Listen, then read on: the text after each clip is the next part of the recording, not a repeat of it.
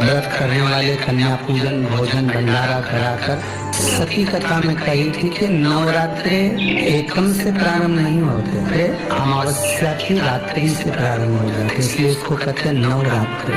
क्योंकि नवमी के दिन माता जी का विसर्जन हो जाता है, जवारों का विसर्जन हो जाता है। व्रत करने वाले कन्या पूजन भोजन भंडारा कराकर विराम दे देते हैं। तो नवमी की रात्रि उसमें नहीं जुड़ा करती, उसमें रात्रि अगर जुड़ती है तो ये अमावस्या की रात्रि से जुड़ना प्रारंभ होता है, तब जाकर वो नवरात्रि पूर्ण होता है। अष्टमी के दिन कन्याओं का भोजन कराओ या नवमी के दिन कन्याओं का भोजन कराओ। पर देवी भागवत तो कहती है, देवी भागवत तो वर्णन करती है कि पहले नवरात्रि से लेकर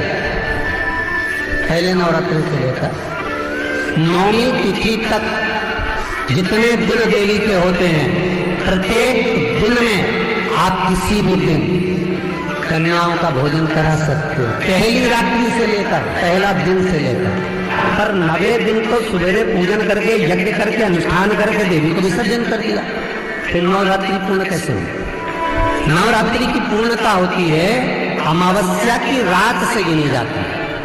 कौन से दिन से गिनते हैं?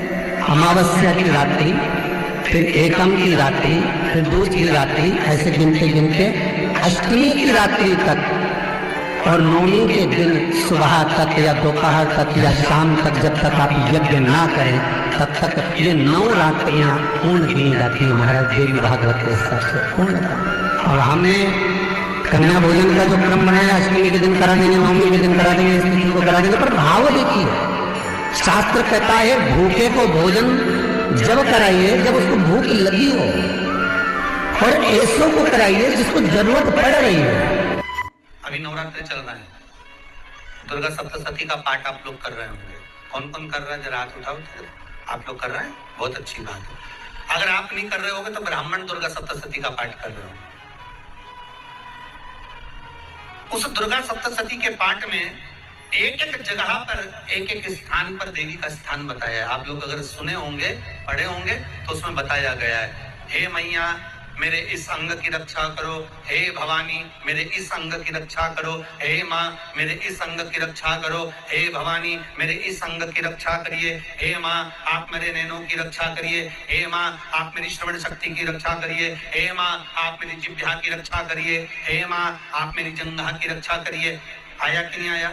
जब दुर्गा सप्तशती में एक एक स्थान का महत्व आया है कि इस जगह पर ये देवी का स्मरण करेंगे तो माँ मेरी कल्याण करेगी, माता मेरा उद्धार करेगी, बस उसी भाव उसी स्थान